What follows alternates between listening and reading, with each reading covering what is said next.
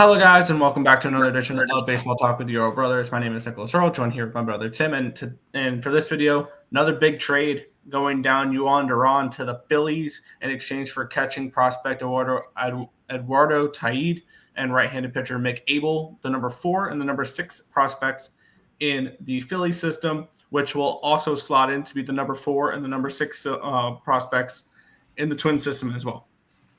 So they slot in exactly where they were in Philadelphia, as the Phillies get the prize, the prize possession of the trade deadline for closers in Jhoan Duran, who I believe has the best stuff out of all the what do you call it, the bullpen arms in the trade for the trade deadline.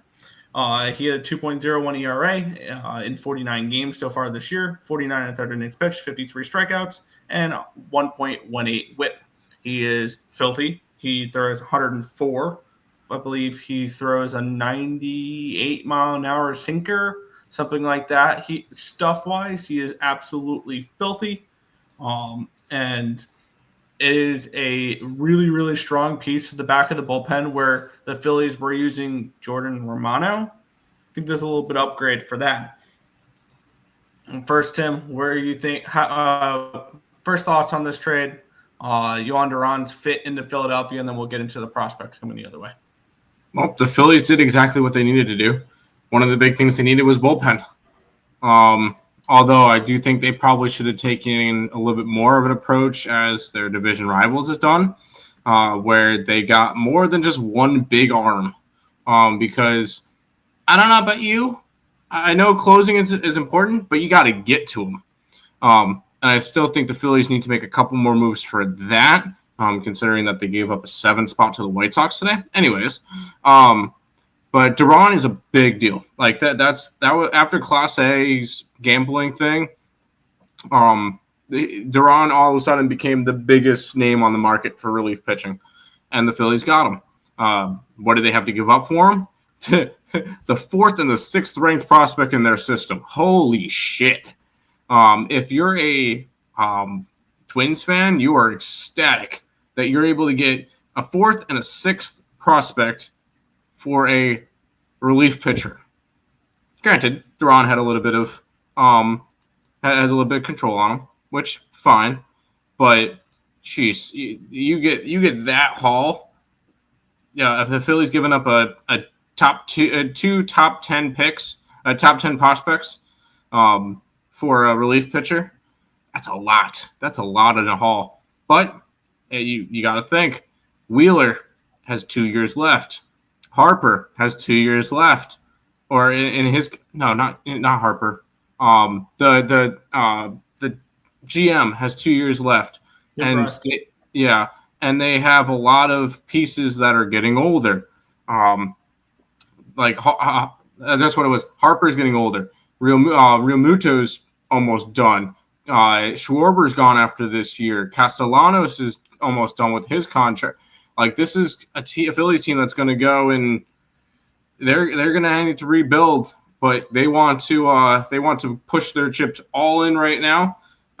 Duran was their first big move. They're going to make another one tomorrow. Yep. And the one thing is, they were in talks with Eugenio Suarez. I think those 2 prospects, I don't think they're in it for Eugenio Suarez anymore.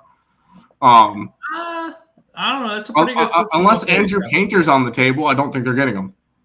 Nah, I would look more towards Justin Crawford and Aiden Miller are still really, really solid prospects that they didn't trade.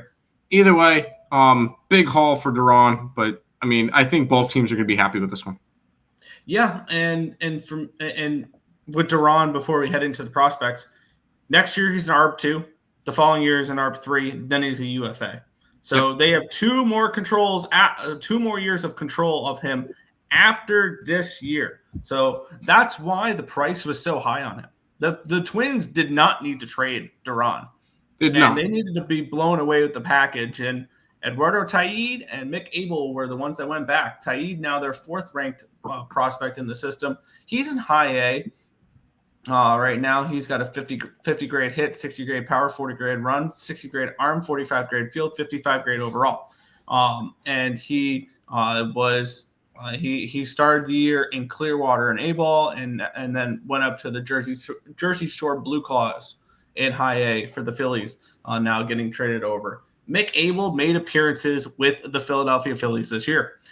He is one of their top pitching prospects, and so far with the Phillies this year, he only appeared in 6 games, started all 6, had a 5.04 ERA and 25 innings pitched. So he was a little bit of a slow start, but he still has tremendous upside. He has a 60 grade fastball, 55 grade curveball, 55 grade slider, 50 grade changeup, 45 grade control. He's an overall 55 prospect, which is really solid, which is obviously why he's 6th in the Twin system now. So it was a solid return. When I saw it click on the ticker, I thought, okay, this package starts with Andrew Painter, but apparently did not. And it needed 2 top 6 prospects in order to get the job done, which props to Dombrowski for not trading Painter away, I guess. And I like this move for the Twins, because you have the ability to have one of the best closers in baseball for the next 2 years as well. So I think this was a win for both sides. I think this is a win for the Phillies, though.